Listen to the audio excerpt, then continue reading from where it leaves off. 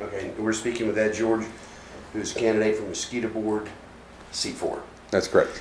If you don't mind, we ask everybody to start out by telling us a little bit about themselves. It's 2 parts thing, and then why you want to be on the Mosquito Board, which Okay. a lot of people, they ask that a lot. So Right. go ahead. Well, Floor is yours. in that that'll kind of segue the first into the second.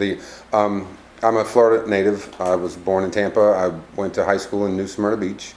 I spent a lot of time at the University of Florida, and I've got a bachelor's and a master's degree in materials science engineering. I graduated and worked for one of my professors, who eventually he passed away in 1997, and I took over his business.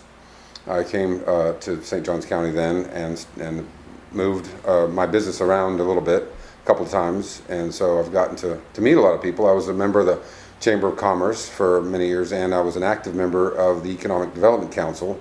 The time, some years ago, I guess it was around 2002 or so, that they did a survey, around economic survey, and so we got to pick different companies, and I picked FEC, Florida East Coast Railway, and Riley Gear, and a couple of those hydro aluminum, which coincides with what I do, which is I'm a metallurgist. My degree's in materials science, so it covers all materials: ceramics, polymers, biomaterials. But so I did that, and I got some actual work out of that, which is good, and it made some great connections with hydro aluminum.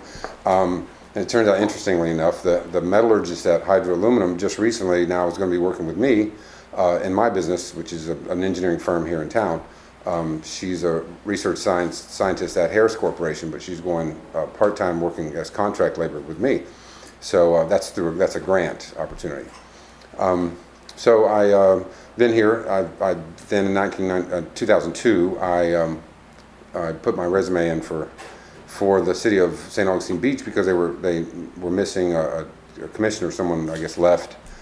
That didn't work out, but so I ran the next time and with 4 other candidates, and we all were elected. And so I ran another campaign 4 years later. And so I was on the commission for 8 years.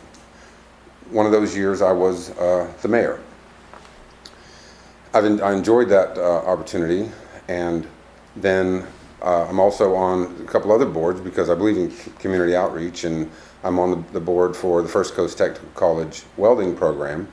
They just made me vice chair, and I've been on that for 10 years at least. I worked with Don Modisette, who's the instructor for that program, both in Palatka and here. Now he got moved over here, so he's teaching young adults, high school age students, and he was teaching adults. So that's changing, and I'm an active member in that board. I'm also a member of the St. Johns County Learn to Read program, which I think is a great program, and we've gotten some great publicity from the Record lately, and we greatly appreciate that. And we've gotten so many great tutors out of just those articles that have gone through the paper. So then I'm an active member as a professional engineer. I'm an active member of the National Academy of Forensic Engineers. Half of my business is supporting companies in Jacksonville and Georgia and wherever that need help with, sometimes they need, whether it's welding inspection work or they need help with a metallurgical failure or material identification. So I do that. But I also have a research grant going on right now through the University of Florida, working on some bridge material, bridge steels. It's called a Corten steel. It's a brown steel that you see in light poles and such. We're doing some research on notch sensitivity, and that's exciting. So my business is booming. I'm very proud of my 17 years owning my own business. I have 2 contract employees. I'm going to have 3 now, and I think anybody that owns a business in this community for in any amount of time understands the difficulty of from taxes and insurance and everything, and I've been proud to be able to make that happen. And now I'm starting to see being able to put some money in retirement after all these years. But so that's my background. If you have any questions about that, I can answer But as I said, I'm an active member of the National Academy of Forensic Engineers, and when I say active member, that doesn't mean I just get a newsletter. I actually go to the conferences, and I published a couple of papers. Every 2 years, I publish a paper that I present at a conference. I've published about, I don't know, 6 or so papers, and that, again, I'm proud of it. That's something you do to add to your continuing education and stay abreast in your field. I recently, I guess it was in March or April, they had an arbovirus conference here that Rudy Shue put on at the AMCD. I was very impressed with that, although, you know, we had people from all over the world and all over the country, different universities and the Navy, and very impressed meeting different people, but we were all crammed in this very small room, which hopefully, you know, with this new building, that'll change. And we can talk about that. I'd like to talk about that at some point. Then that segues into why I wanted to run. Well, I was asked by some community leader or two that to run for this position because they knew my background. So once I watched a few meetings, I saw that I could be effective in helping to run these meetings. Now, you don't have to be the chairman to actually help run a meeting. I've learned with the 8 years being on the city commission. I was a mayor for 1 year, but so we had a couple of different mayors while I was there. But it's important, I found, that the members of the board do their homework. For instance, the Learn to Read program. We get the last minute meetings before. We get the meetings the minute meetings, the agenda for the meeting, and then we get the executive director's report. Well, it's a lot easier to get through that meeting within the hour that we have it allotted if you've done your homework and know what's coming up. So you're not just reading it there at the table. One of our board members, Kathy Brown, is a stickler for that, and it's amazing to see her. She's a dynamo to see on a board. She makes sure the meeting's running efficiently, and she asks the tough questions that sometimes nobody thought of or nobody wanted to ask, and she asks them, and that's important to know what's going on with the organization. One of the things that I did when I was on the city commission, one of the first things we did was we got the TV monitors, the video cameras, and they had the contract to do live TV, but they just never utilized it. So I didn't do that single-handedly, but I helped to push that, and as a board we agreed to that, and we made that happen. And you know, the AMCD is not live right now. I don't know that I push for that right now. I don't know that there's enough input from the citizens to push for that, but you know, like I said, you do your homework, and you can make the meetings run much more efficiently. We got to the point at the City of St. Augustine Beach where we were getting to be, it was 11 o'clock and we weren't done with the agenda, and so we said, wait, you know, this is not working. Let's go to 2 meetings. You know, nobody had thought of it before. Well, once we went to 2 meetings, then we were done at 10 o'clock or 9:30, and then you had time to go home and relax a little bit and unwind before your day started the next day. You know, all these boards that it sounds like I'm doing a lot, which I am, but you know, the First Coast Technical College only meets 4 times a year, and the Learn to Read board meets once a month. So, but now, you know, there's other things that you do as a board member. For Learn to Read program, we have this rubber ducky regatta this weekend. I'm going to be taking the tables and setting everything up. I'm putting the chute together, and we're making that happen. And again, that's one of my strengths, is making things happen.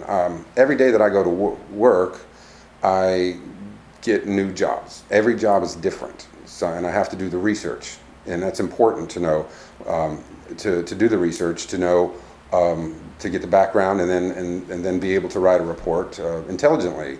You know, I can just go and do the work and crank out a report, but you got to know when the customer calls and says, "What does this mean?" You got to be able to back that up. So, the background information is important to doing your homework. So that isn't happening on the board now? I mean, what did you see when you saw this and saw, oh, I can make a difference?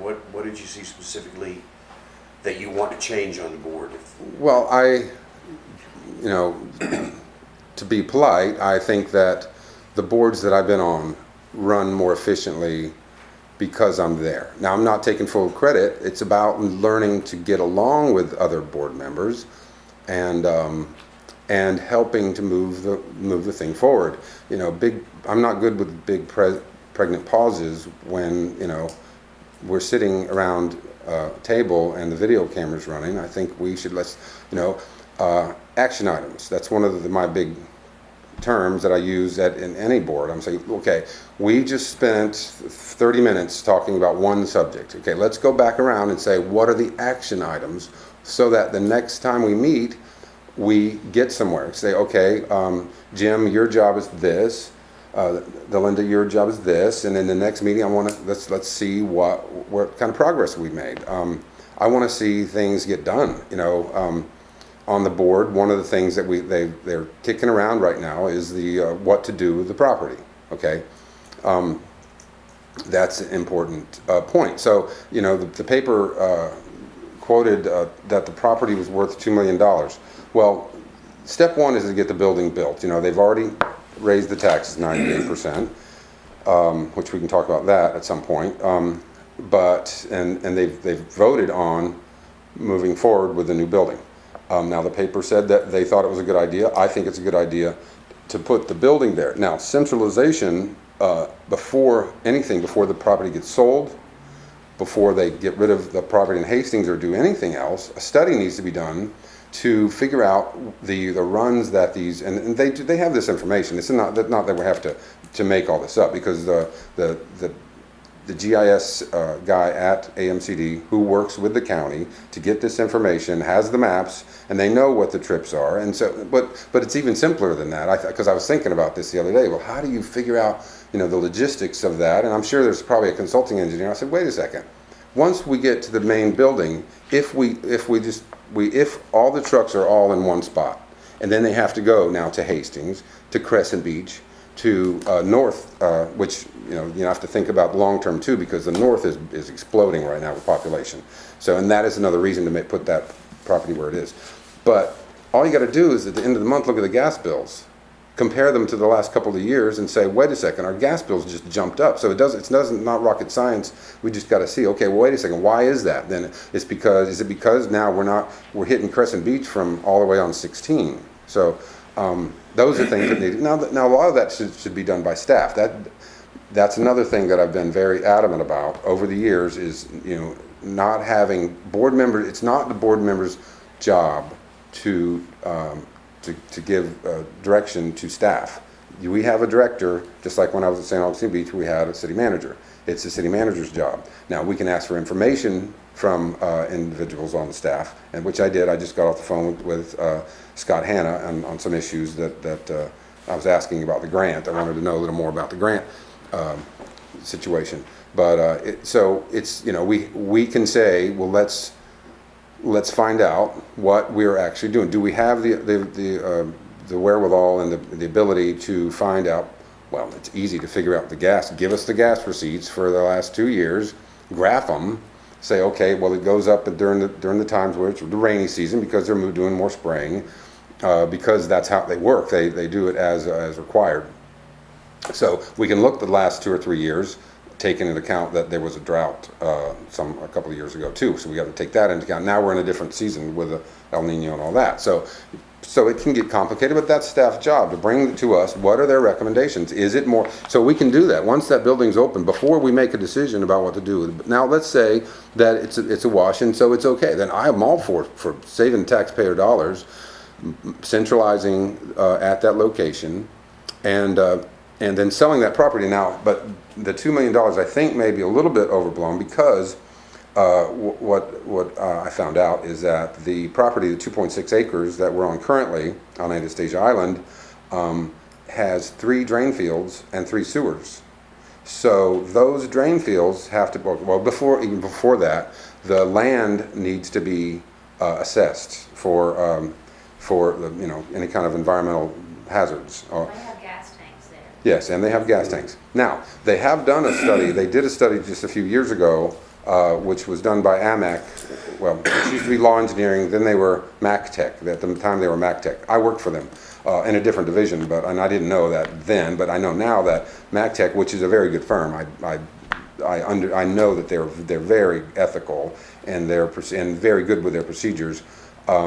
Did a well point study around that property, and that passed. Okay, now still that property needs to be assessed before from an environmental standpoint before anything's done. But then once that's done, let's say it passes, then the next step is to make sure to figure out how to get rid of those drain fields. We can't sell that property with all those drain fields and those sewers like they are. They've got to be taken care of. Then whoever buys the property has to tap into the sewer system, which is expensive, impact fees and all that. So I don't know that $2 million is accurate. We don't really know what that number is, but that's the kind of work that we need to do. It's a problem. We need to figure it out. Lay it all out on the table, and we can decide what to do. What's the best? And again, for the taxpayer dollars. I mean, I'm not taking this job if I'm elected to make a bunch of money. It's $400 a month. So, but I think I can make a difference, and I feel good when I leave a meeting, whether it's the Learn to Read program or the First Coast Technical College. When I like leaving those meetings feeling like I got something accomplished. Now, it was a little bit different when I'm on the city's St. Augustine Beach, because you win some battles and you lose some battles. But the battles that I lost, for the most part, were through compromise. I maybe got a little bit of what I wanted, and they got a little bit of what they wanted, and now we've come to an agreement. And that's what it's about: compromise, listening to the other commissioners, and respecting their opinions. So that's what I bring to the board. What are some specific things? I mean, there must be something that says there's something wrong that I can fix. What do you see? Is it inefficient? Is it sloppy? Is it? Well, I mean, I'm just trying to figure out what it specifically is you would want to change. What changes do you think you'd bring about specifically, like as a list kind of thing? Right. Well, the first thing I would do is talk about this property. I don't think that we've talked. I haven't seen them the last several months that I've been watching the meetings. They haven't talked about those meetings are very short. They're only an hour, but they can go longer. They to take into account what to do with that property. The other thing is, in hindsight's 2020. I have all the ultimate respect for everybody on that board, except that doubling this rate. Couldn't that have been done? Okay, here's an example. I have a piece of equipment called a spectrometer, optical emission spectrometer. It analyzes metals and gives me the readout. It's 30 years old, but it's not my bread and butter machine, but I do make money from this machine. But it's 30 years old. It's going to die. I know that when it dies, I can't find parts for it. I've already checked, because the last time I had problems with it, I got the last bulb. It's a tube, runs by tubes. Cathode ray tubes. But so anyway, the last time I checked it, I can't get parts for it. So I've got to make a decision. Do I buy a new machine, which is about $100,000, and I have a very small business, $100,000, and that's not happening. I mean, I could probably take a loan out for that, and I would look into that. The other question is buying a used machine. Well, you buy just like buying a used car. You're going to be working on that. You got to make sure that parts are available, going to be available for that. Or what are my other options? So I can lease a machine. Maybe that's or the other option is I can send that stuff off to be done. It can be done by a lab that's certified, that does the certifications, that has the certifications. So those are the options you have to say. Well, when they knew they were going to build this building, maybe some things could have been done different. Maybe increasing if I've got this is the past history for millage rates. Okay, and so if you look at the past history, and it's not as easy to decipher, because the economy plays a big role in what happened here, and we can't know by looking at these numbers what went on in the board's head. But if we're at 2.45, well, they were up at back in 2003, they were at 2.26 and 0.29. Well, then they went down to 0.15. Now again, I know the economy went bust, and I understand that, but what happens if we would have taken the millage that we were getting here and distributed that over 4 years? Couldn't we have done that and saved that money and had that money available? I don't know. I mean, that's something that maybe could have been considered. That's the kind of stuff that I would bring to the board. Again, I'm not going to sit here and criticize the board for not doing that, but it appears to me that would have been a better approach than getting all this flack. But you know, I was thinking about this too. I think it's good and bad that the paper's covering this and that everybody you talk to now says 98% increase.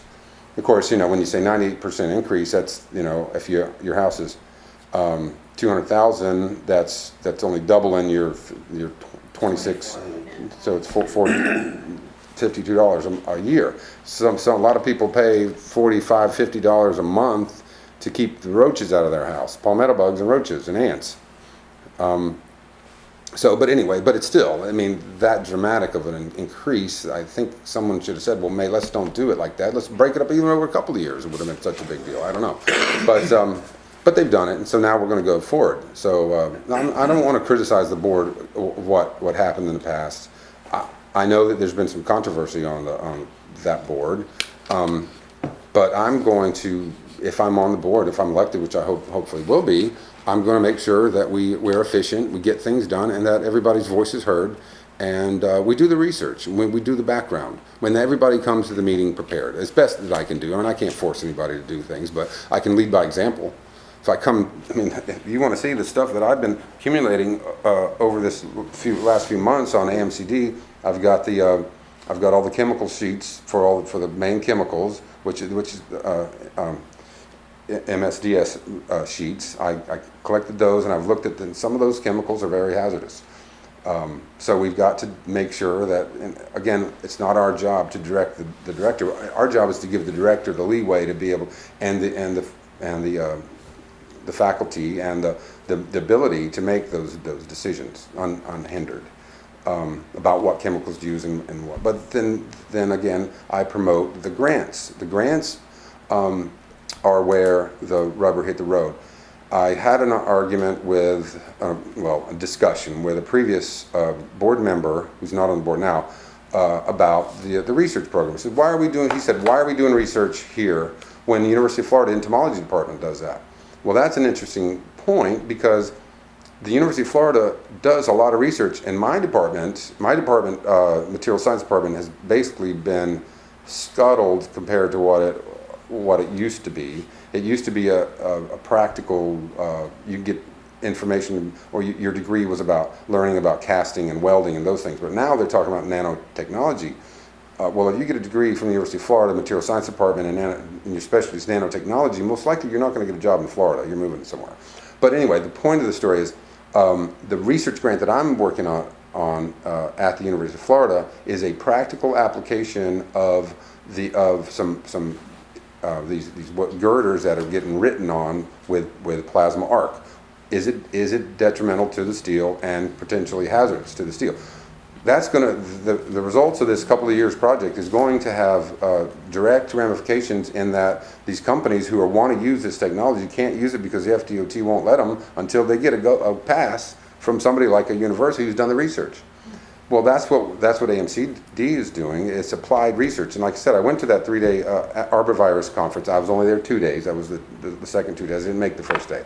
But I just wanted to see. Well, it was interesting because there were people from Indian River Lagoon, which is New Smyrna Beach, which I used to do work for the in that area as a high school student with there was a program there where they took students and they got them down and then one of the things we did, first things they did is give us this big can of spray that said insect repellent, just in black letters, no labels from the government, and we spray it on and it burns. It burns. I guess it was DEET, and you're absorbing this stuff. Well, you're good for about a week with one spray. Wow. But that so I don't know if that's one of the reasons that I have this need to keep running these campaigns. Maybe something happened when I was spraying myself. Can I switch gears on you Sure. a little bit? One thing that we've heard a little bit about is why shouldn't the whole mosquito control district just be under the county? Where would you be on that? Well, that's a good Have the question. job. Yeah. Well, $400 a month. well, I haven't. To be honest with you, I haven't looked at that analysis, and I don't know that that analysis has been done. If you just take AMCD under that umbrella, how does that change the grant possibilities? I don't know. Will they still be able to get the grants?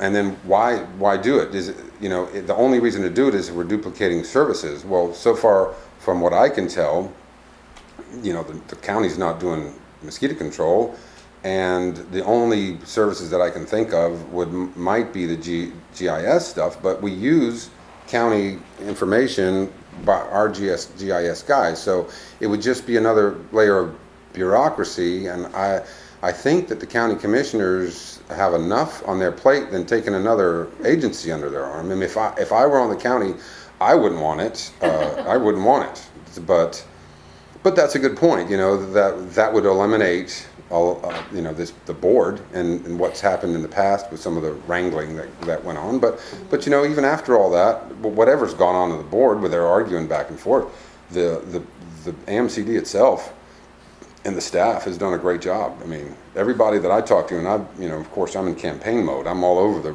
this county, and everybody loves the AMCD. Now, they don't love that 98% increase that they hear about from the paper, but they do love the fact that their mosquitoes aren't that bad. And a couple of times I met people such as a lady in Hastings. She said, they're not coming out to spray. And I took her information, I took it into Charlotte, and she put it in the database, and I said, it's out of my hands now. And then I called her back a month later. She said, they came out a couple of days later. I said, well, they didn't just go out because she requested it. They go into the database that they've put together, and they see the last time that the trucks were in that area. And they see, well, it's been a while, let's go ahead and send them out there in that area. So to answer your question, to make that decision, you'd have to have a lot more information than I do at the moment. And I know that they were looking at it one time, but I don't know if any studies were done or what. Speaking of studies, have you seen a strategic plan or a 5-year plan for the mosquito board? No, that's a good idea. I think that would be. Do you think that they have one? If they do, I haven't seen it. I'd like to implement one. I mean, I think that's an important deal. That's part of this, figuring out what to do with this property, making sure Hastings is the place to be. What's going on at 210, and so you got to put all this stuff together, and so there's a lot of homework to do, and I'm the kind of guy that it's another job for me, and I'll take it very serious. I'm not going to show up at the meetings and collect my $400 check. That's not going to happen. If I get too busy with work, I would, but I haven't. I've been busy, and I've been able to do both. And I always have people in the community that help me do some research sometimes. And I've been very fortunate. I've got made a lot of great friends in this. Some retired people who I say, hey, can you look this up for me? Yeah, no problem.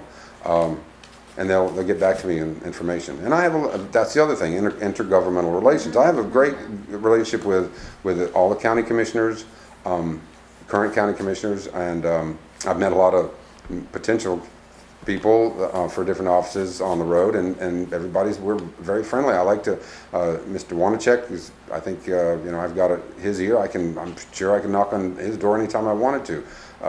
And that's important that we have that. And if a study came out that said it's best to absorb that into the county, I'm not going to stop that. I would be all for it. I'd see the numbers.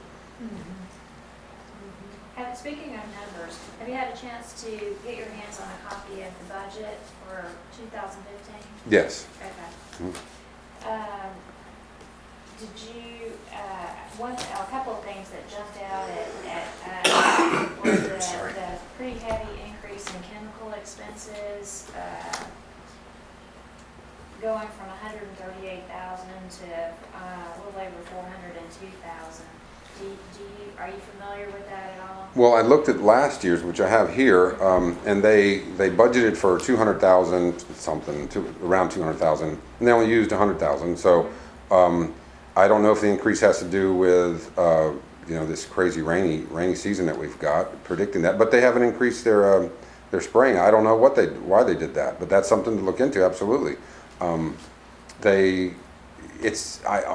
know it's difficult to predict what's going to happen. They say beginning of hurricane season, we're going to get 6 named storms. They don't know. They never know, and they're always wrong for the most part. So why they have such an increase in the chemical expense, I don't know. That's a good question, though. Absolutely. I don't know why hurricanes make you spray more for mosquitoes either, But they didn't use. They only used 100 and something last year. I got the 138,205. yeah. So they went from 138. Now they're asking for 400,000. Yeah, 402,583. Yeah. No, I don't know why they would do that. That's something that needs to be looked at. The other thing that jumped significantly was the payroll cost. And we've asked some of the people, about the employee count, and I think the employee count's the same. So I was just curious if you were Well, ready. they gave everybody a 5% increase across the board. Yeah. So they haven't. They went several years, just like the city of St. Augustine Beach and other municipalities did because of the economy. They didn't give them raises for 3 years in a row, and so there's a 5% across the board, and that's probably what you're looking at there. Where are you on helicopters and a helipad? No, and you can quote me on that. And if what I do you really think? well, I can tell you that they have a lease with a company right now that and that my opponent took money from for this campaign. So that's where I say, what is this? Oh, they're the people that Really? have the yeah, and I've got that if you want to copy that if you want to see it. But we have a lease to use their services when we need it, and they haven't needed it in a couple of years, and that's part of the budget too that they allocate for. But so leasing it has worked. Owning a helicopter is, I'm sorry, that's a bad idea, because you not only do you have the helicopter, then you've got maintenance, and then we're going to hire a pilot. They haven't used the helicopter in 2 years. We're going to hire a pilot on salary that's going to sit around and not. What's he going to do all day? Great job. So, I mean, I think we should lease if we get to it. Again, this county is going to explode. They're talking about doubling the numbers in the next few years. But aerial spraying, Do you know what that cost? Do you have any idea what it costs to do an aerial spraying? it's about $200,000, 100 to it depends on what they're.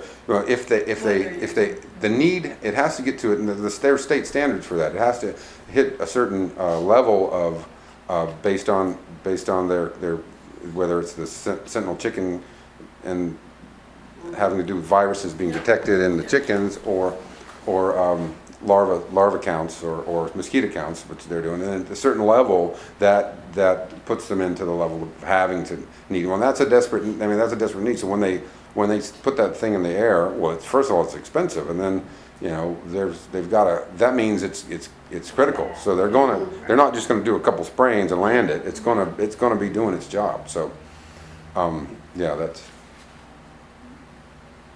that still bugs me about that $400,000. That's the budget for chemicals. 191% increase.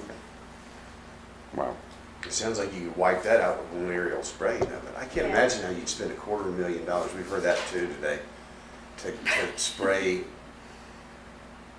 I mean, does that like take a week to do? Is it all over the county? I don't Well, then really know. that's an interesting question. Are they sending the helicopter out into the swamps? That's 5 miles from anybody's house to spray for mosquitoes because they might get blown in a certain direction. I hope that's not the case. I mean, and when you threw out the 200,000, is that just something you'd heard? Because that's what we heard. It just seems completely implausible to me.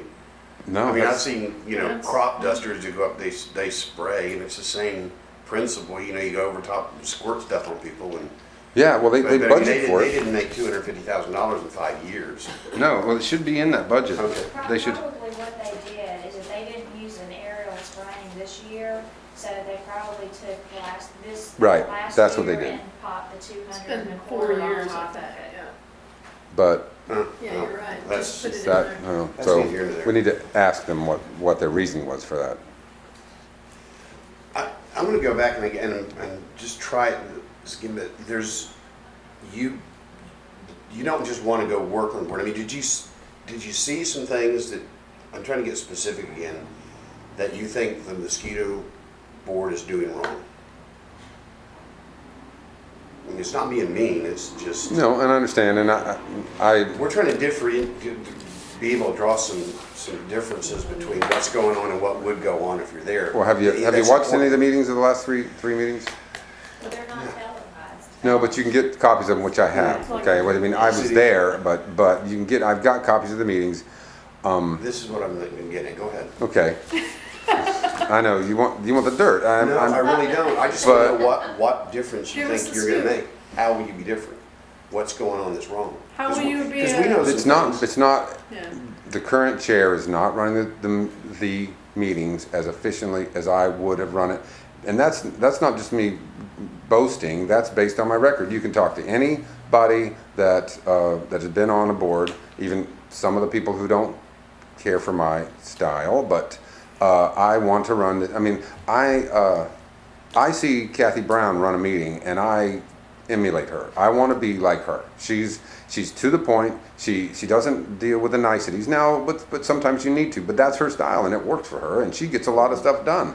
I mean, it's about getting things done. It's not about worrying about stepping on people's toes. But that's not my style. My style is to bring people in and say, okay, what exactly are you saying? Bring it out. Are you making a motion, or are you not making a motion? Do you have people say what they're going to say?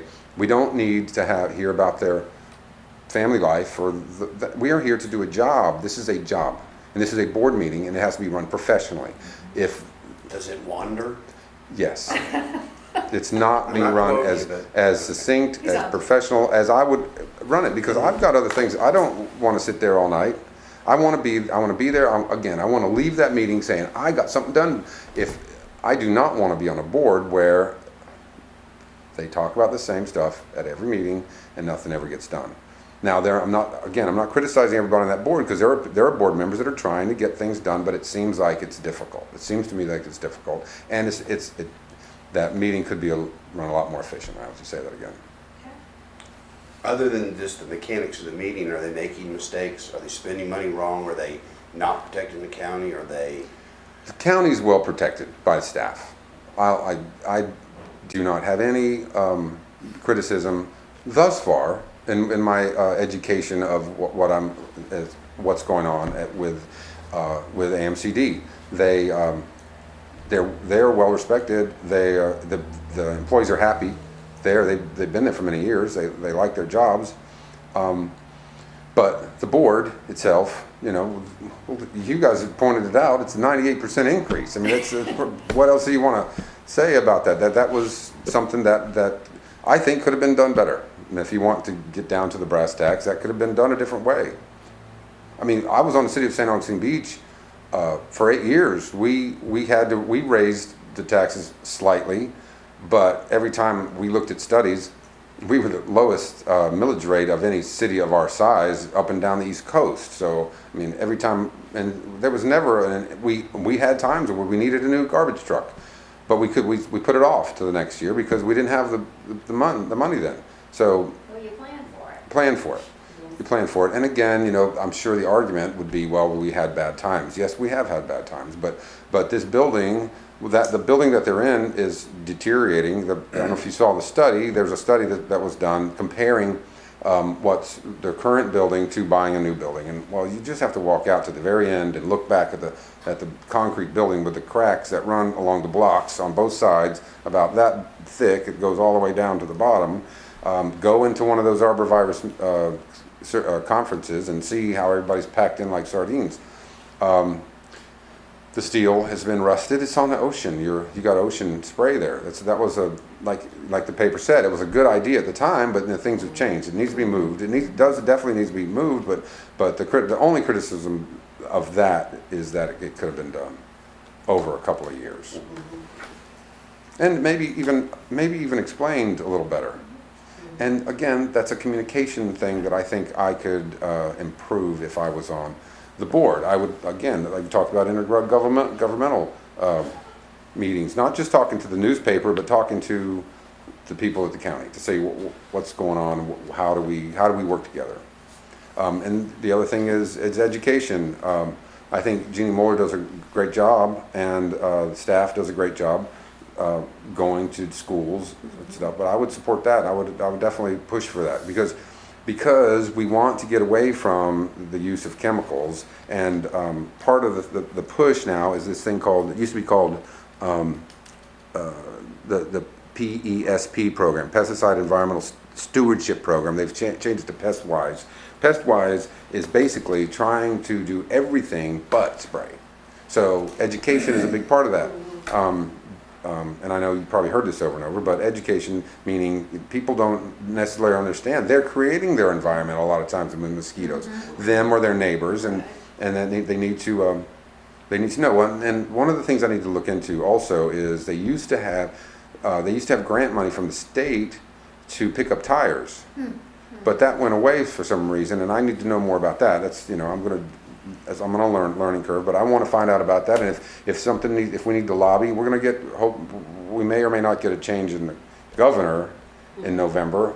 One way or another, we need somebody who maybe can do some lobbying. AMC doesn't have a lobbyist. Maybe we could meet with a lobbyist from the county to say, well, hey, can we get on your coattails? Maybe there's some money available for him to figure out how to get back on that program of picking up old tires. I mean, that's one of the biggest. It only takes a thimble of water to create thousands and thousands of mosquitoes. 40,000. Yeah, 40,000. If only a quarter of them live, Right. Okay. or near there.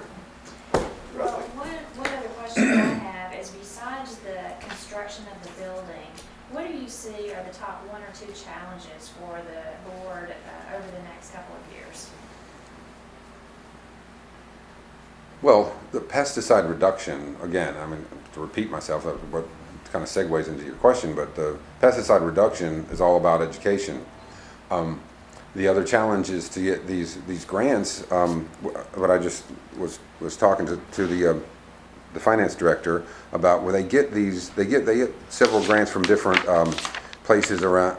There's one from Rutgers, but I think that we're missing some grants. And again, the grants have to do with applied research. So if we had a bigger research facility, which we will, then it's important that the board supports the director in his ability to get more grants. And those grants, it's not just bringing money so that we can show off that we're getting money. The money is for applied research. Maybe that applied research could be used to maybe part of the applied research is education. Maybe there's some education grants that can be gotten, but the applied research also is using it is to realize the use of the equipment better. That's what some of the things they're doing. The backpack sprayers, they say they cover this many square foot or acres. Do they actually do that? That's some of the research they're doing. And then different natural predators for mosquito larvae. There's research to be done in that field. And this is applied research. Again, if there's a criticism, well, that's all done at the entomology department of the University of Florida, I don't know that that's what they're working on. That's not applied research. That's more esoteric than. And I used to get into an argument with my professor at the University of Florida, who was this female lady who's super smart, graduated Colorado School of Mines. And she would say, I took a class on codes and standards. She says, that's not a technical, what are you taking those classes for? I said, I'm learning a lot about how to apply the metallurgy that I'm learning. There's a transition into the real world for me anyway. I mean, I understand there are research scientists that are working on stuff in their ivory towers, and that's important too, because eventually stuff gets out of it, but that's a much slower process. Applied research is important. So your question was, what are some of the challenges? Also the challenges is to try to maybe get with the county on some biodiesel stuff. That's important. Because many of the trucks that I've seen are older and they're going to need to be replaced. Well, we need to have a plan for that. We need to we have an action plan to see. Somebody needs to work with the county. Dr. Shu is running this facility. It needs to be somebody from staff that can work with intergovernmentally to see if, and I don't know where the county is with there. I know that biodiesel thing, what they talked about it in the paper for, I don't know if they're moving forward with that or not, but if they are, maybe we can piggyback as part of that. Well, that's the long-range planning. How old are these vehicles? How much longer are they good for? Let's, next time we need to buy one, let's see if we can get on the contract with the county. What haven't we asked you that you want to tell us or tell the voters? Well, I have a lot of passion for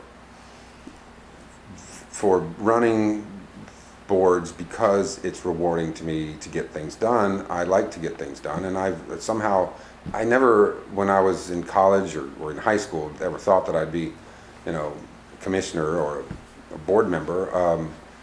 But it's rewarding for me, and I think that if I'm elected, I'm continue to do the job that I'm doing on other boards. I'm very proud of my service to the community, and I will continue. Even if I'm not elected, I'm going to continue to do what I can to help this community.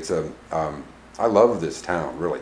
I didn't grow up here, but I kind of grew up here because my grandmother lived here when I was young. My father was a diesel mechanic and a heavy equipment operator, and so he worked on roads, and he lived in Jacksonville, so I'd spend summers with him, and we'd come down and visit my grandmother, and I'd get sick on the muscadine grapes in the backyard, but and her house was right behind the house still stands right behind the jail in that area.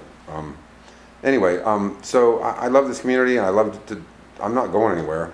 I expect to die here, so I'm going to do everything I can to support this board if I'm elected, and I think I'm the best candidate for this position. All right. Thank you. Thank you.